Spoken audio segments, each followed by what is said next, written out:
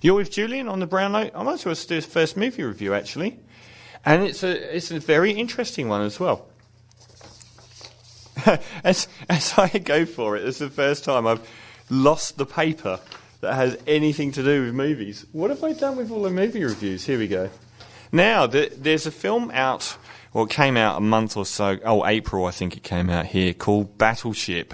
Now, it's not the kind of movie I would normally review. The female cast, the two lead female actresses involved are a singer and a swimsuit model, and it's been attacked mercilessly by the critics, and it's been regarded as a box office bomb, even though it's made $300 million now worldwide. It only made about $70 million in America, which is a very unusual figure that a film like this should make so much more external to America, and that saved its bacon primarily. And the budget of it was way over $200 million, so that's why it was regarded as a box office bomb. And it's been regarded as laughable and dumb, and it's based on the board game Battleships. But the shocking thing is I really liked it. And I couldn't believe that I liked it. It's so bizarre. It stars Taylor Kitsch, and Taylor Kitsch is becoming something of a cult icon for me, as he seems to have this knack of starring in enormously expensive movies that bomb. So he was first up in Wolverine, then he was in this year's John Carter, and now in Battleship. So 3 mega-budget films that have all been regarded as massive failures. And I've actually liked all of them. And I think I possibly like this one even more than the other two. The reason I like it is if I see a film like Bad Boys, which is like the bottom scraping level of filmmaking for me, it's the fact that it's got, it's cynical and it's nasty. And that really puts me off when it's something too cynical, too stupid, or too nasty, and it's bad. It really, really turns me off, and I sort of have a very strong reaction to it. Why I like Battleship is it's actually quite sweet-natured. It might be a mega-budget film, but it's shot through with witty commentary all the way through. Some of the dialogue you laugh at the screen and it's terrible. But there is continual little banter and jokes between the characters that are actually fairly amusing. And it does make the time go by rather well. And I was also very impressed that someone would have the gall to try and make a movie about battleships. It's kind of like making a movie about noughts and crosses. It's almost a high concept movie that they've actually managed to factor this into the plot of the film. How do you factor in the game of battleships? And they do it.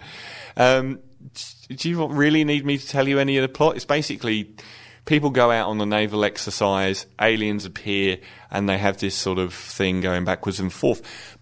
I didn't mind it at all. I found it an enjoyable film. It's too long, like a lot of these films are, and it reminded me in that regard of Transformers, the first Transformers movie, which was nowhere near as awful as the subsequent ones. And that's a good example of a film that started off with a fairly sweet nature behind it and then turned into this horrible, brash, cynical brand with 2 terrible sequels.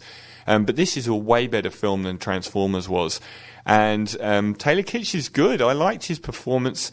The 2 female leads, you've got a swimsuit model and the singer Rihanna.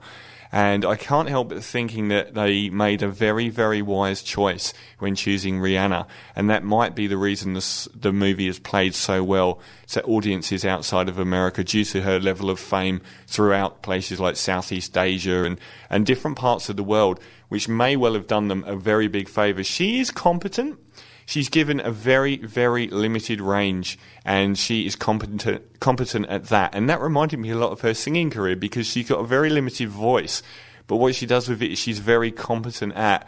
And I forget who's the other one.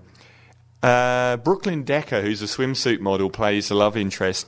And the whole thing feels like it's got a heart as well, even though it's got all this very spectacular, and the visuals are a plus point, very, very spectacular, multi-million-dollar mega effects, which are good, and that's another plus. If you can I can happily sit back and watch a major, major Hollywood blockbuster with lots of effects and things going off and lights flashing and everything else. If it's got a sweet nature to it and it's got a bit of a heart to it, and the witty banter throughout, I was really impressed by, and I was quite surprised. It's got killed by the critics, but I actually thought it was kind of enjoyable. Would I rather sit through I was thinking this, would I rather sit through Avatar again or Battleships again? And it's definitely Battleships. Avatar's so po-faced and self-important, so self-serious, and this is silly, and it knows it's silly, and it amps up the silly, and it's really quite an enjoyable film. So I'm shocking myself by giving it a 7.5, which I would have thought I would have given it like a 2 if I'd have read everything about it before saying. So it's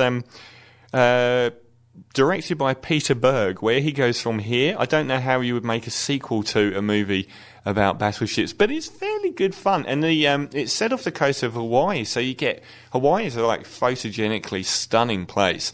So there's heaps of beautiful scenery in it as well, and it looks really rather nice. So yeah, a plus from me for, shockingly enough, for the movie Battleship. Still to come,